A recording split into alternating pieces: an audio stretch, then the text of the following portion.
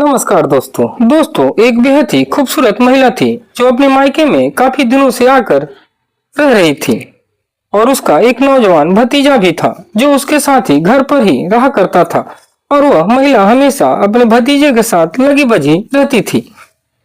दोनों खूब आपस में मजाक किया करते थे। फिर उसी प्रकार से एक दिन की बात है, जो लड़का था वो अपने कमरे में कपड़ा बदल रहा था। उसी दौरान अचानक से जो उसकी बुआ थी वह उसके कमरे में चली जाती है और जाने के बाद जब उसकी नजर अपने भतीजे पर पड़ता है तो वो अपने भतीजे का देखकर दंग रह जाती है और अपने मन में ही सोचने लगती है कि अरे यार, यह तो उसके पति से बिल्कुल अलग है। उसके बाद वह यही सोचकर जब रात होता है तो चुपके से उस लड़के के कमरे में चली जाती है और जब वह उसके कमरे में जाती है तो जो लड़का था वो अपने बुआ को मना करता है, लेकिन वह नहीं मानती है। फिर वह कहता है कि बुआ देख लो, क्योंकि मैं औरों से बिल्कुल अलग हूँ और तुम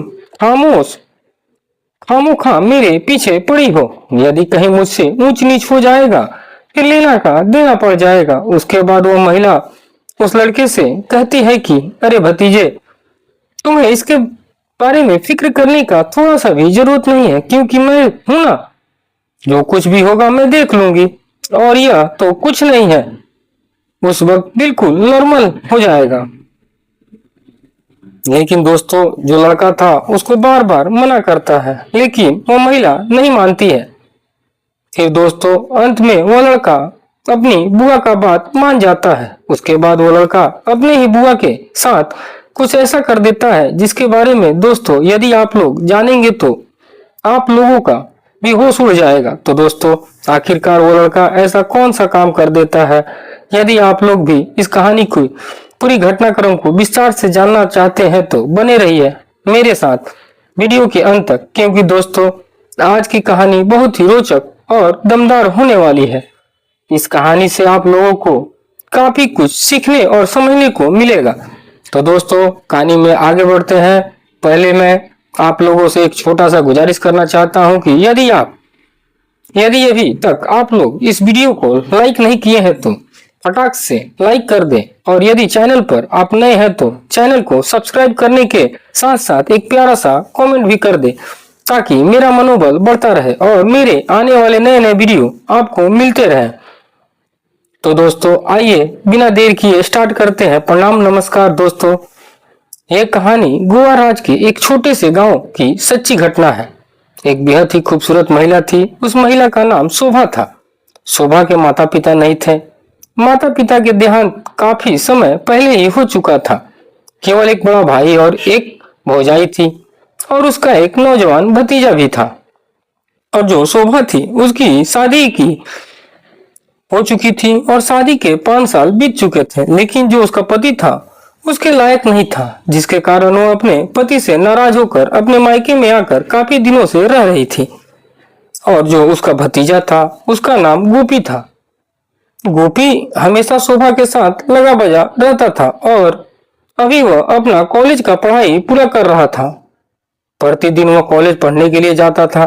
पढ़ने लिखने में काफी टैलेंटेड था और जो शोभा थी उसे कहीं ना कहीं अपने भतीजा के साथ लगाव हो चुका था।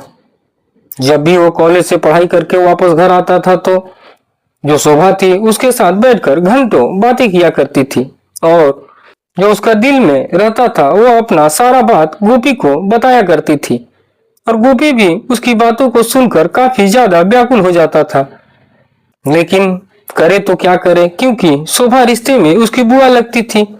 फिर उसी तरह से एक दिन की बात है, जो गोपी था वो अपने स्नान करके नहा करके अपने कमरे में कपड़ा बदल रहा था। उसी दौरान जो शोभा थी वो बिना दरवाजा खटखटाए सीधा गोपी के कमरे में चली आती है और जब वो आती है तब उसकी नजर गोपी पर पड़ जाती है। तो वो गोपी को देखकर दंग रह जाती है और वह अपने मन में सोच विचार करने लगती है कि अरे यार, जो गोपी है वो तो उसका पति से बिल्कुल अलग है। यदि मैं इसके साथ अपनी जरूरत को पूरा करूं तो यह तो मेरी जरूरत को बहुत अच्छी ढंग से पूरा कर सकता है। फिर यही सोचकर जब रात होता है तो सुबह अपने बड़े भाई और भौजाई को खाना पीना खिला देती है और जब वे लोग अपने अपने कमरे में सोने के लिए चले जाते हैं तो आधी रात होने पर के बाद जब चुपके से वो अपने कमरे से निकलकर सीधे गोपी के कमरे में चली जाती है और जब जाती है तो देखती है कि जो गोपी है वो अपने चुपचाप बैठकर पढ़ाई कर रहा होता है। तो वह भी उसके पास बैठ जाती है और उससे बातें करने लगती है। फिर जो गोपी था वह अपनी बुआ शोभा से पूछता है कि अरे बुआ, आज क्या बात है, इतनी रात को तुम मेरे कमरे में आई हो?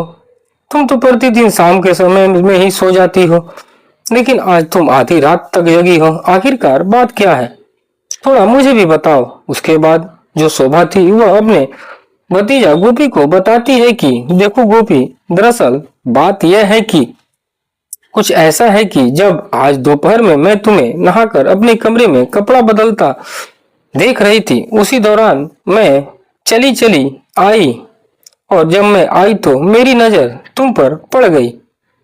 तब से मुझे रहा नहीं जा रहा है। उसके बाद दोस्तों जब गोपी अपनी बुआ शोभा की इतनी बात सुनता है तो दोस्तों वह उसके दिल की बातों को समझ जाता है कि शोभा जो है वह उससे क्या कहना चाहती है। उसके बाद जो गोपी था वो अपने बुआ को समझाता है कि देखो बुआ, कि दरअसल बात कुछ ऐसी है कि मैं दूसरों से बिल्कुल अलग हूँ, इसलिए तुम मेरे चक्कर में मत पड़ना, चुपचाप जाकर सो जाओ। लेकिन दोस्तों जो शोभा थी वह उसका बात नहीं मानती है, कहती है कि अरे तुम इस बारे में क्यों फिक्र कर रहे हो, मैं हूं ना, जो कुछ भी होगा मैं देख लूंगी और समय के साथ सब कुछ नॉर्मल हो जाता है। तुम खामोखा अपने बारे में इस प्रकार की बातें सोच रहे हो। उसके बाद दोस्तों जो गोपी था वह उसे लाख समझाता है, लेकिन दोस्तों जो शोभा थी उसकी एक नहीं सुनती है और दोस्तों अपनी मनमानी करने लगती है। फिर उसके बाद जो गोपी था वह भी अपनी बुआ को शोभा की बात मान जाता है और दोस्तों वह उसी उसकी ओर देखने लगता है और जो शोभा थी वह भी अपने भतीजा गोपी की ओर देखने लगती है और दोस्तों देखते ही देखते दोनों एक हो जाते हैं और अपना कार्यक्रम शुरू कर देते हैं। और दोस्तों जो गोपी था वह शोभा के साथ कुछ ऐसा इस तरह से कार्यक्रम कर देता है कि दोस्तों जो शोभा थी उसकी हालत एकदम खराब हो जाती है। फिर वे लोग पूरी रात अपनी कार्यक्रम करते हैं, लेकिन जब सुबह होता है तो जो शोभा थी उसकी हालत एकदम नाजुक हो जाती है।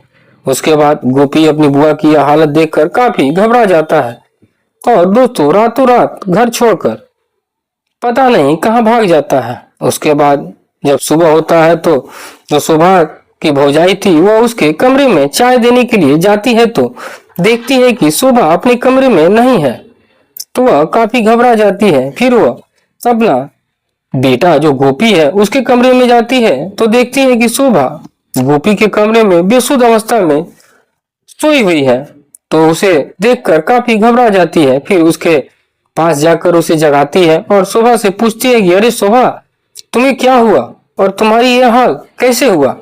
उसके बाद जो शोभा थी वह अपने भौजाई से कहती है कि अरे भाभी, तुम ऐसे ही सवाल जवाब करती रहोगी या मेरी इलाज भी करवाओगी? उसके बाद दोस्तों जो शोभा की भौजाई थी वह तुरंत यह बात अपने पति यानी कि शोभा के बड़े भाई को बताती है, तो जो शोभा का बड़ा भाई था वह दौड़कर अपने कमरे में से आता है तो देखता है कि जो उसकी बहन शोभा है उसकी हालत बिल्कुल खराब हो चुकी है।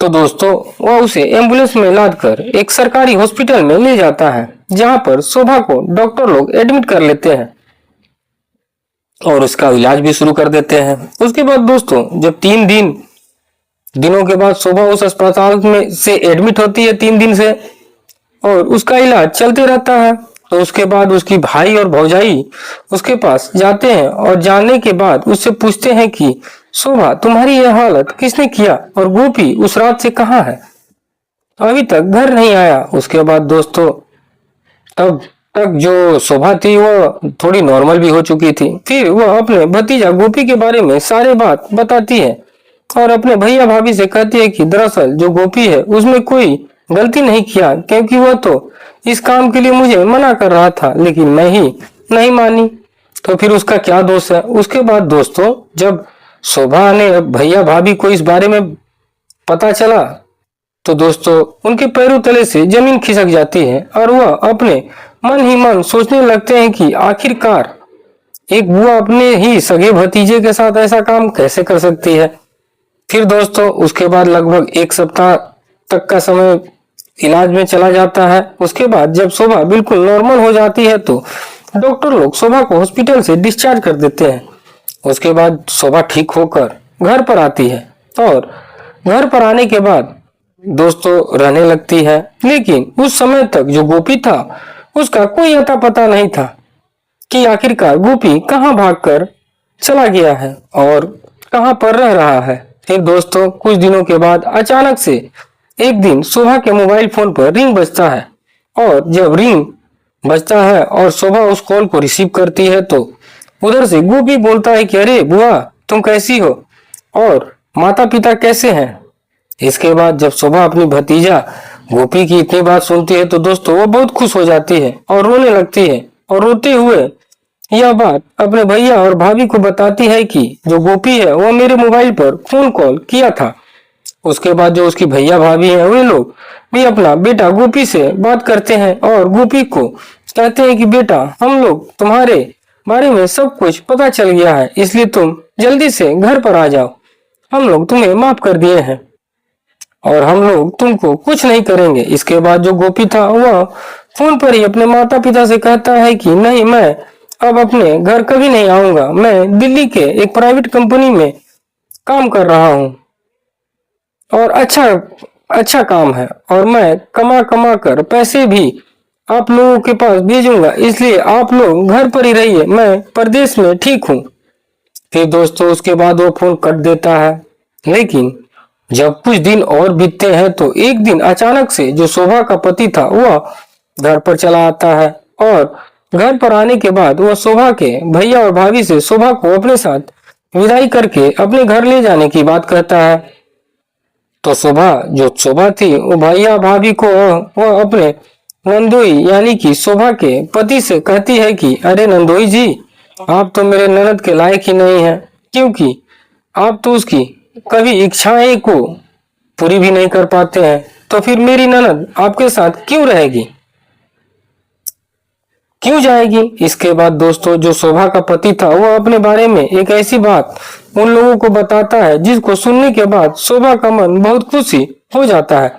दरअसल दोस्तों उसका जो पति था वो अपना इलाज करा चुका था और वह अब शोभा के लायक बिल्कुल फिट हो चुका था। फिर उसके बाद शोभा जो थी वो अपने पति के साथ अपने ससुराल जाने के लिए राजी हो जाती है। उसके बाद शोभा के जो भैया भाभी हैं उसकी विदाई कर देते हैं और हंसी खुशी से शोभा अपने पति के साथ घर चली जाती है और रहने लगती है। अब और जो भी उसकी जरूरत थी उसका पति ढंग से पूरा नहीं हो पाता था। अब उसका भी पति उस जरूरत को पूरा भी करने लगा था। दोस्तों आज की जो कहानी थी बस यहीं तक थी। आपको कैसी लगी कमेंट में अवश्य बताइए। और हाँ दोस्तों इस कहानी को बताने का मेरा मकसद किसी के दिल को दुखाना या परेशान करना नहीं था, केवल यह कहानी मैं आप लोगों को जागरूक और सचेत करने के उद्देश्य से बनाया हूँ, लेकिन ताकि लोग इस बारे में पता चल सके कि आखिरकार जो महिलाएं होती हैं वो हमेशा पति से नाराज क्यों रहती हैं। जो उनके पति होते हैं वो लोग उनकी जरूरत ढंग से नहीं पूरा कर पाते हैं। दोस्तों मेरा कहना है कि यदि कोई व्यक्ति उस लायक हो तो वह अपना इलाज जल्द से जल्द करवा ले, ताकि वह भी अपने पति को खुश रह सके, वरना उसके साथ भी ऐसा हो सकता है। तो दोस्तों आपको ये आज का वीडियो कैसा लगा हमें जरूर कमेंट बॉक्स में बताइएगा। तब तक के लिए नमस्कार।